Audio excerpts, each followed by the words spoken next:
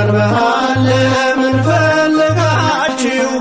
ተነስቷል ጌታ ተነስቷል፣ ይብዛ ሰላማችሁ። ሕያውን ከሙታን መሃል ለምን ፈለጋችሁ? ተነስቷል ጌታ ተነስቷል፣ ሰላም ለሁላችሁ።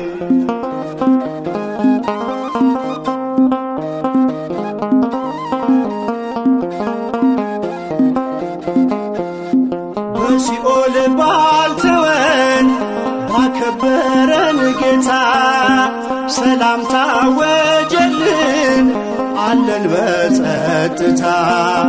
መውጊያው ወዴት አለ ብለን የዘመርነው በትንሣኤው ብርሃን ሞት ድል ተነስቶ ነው።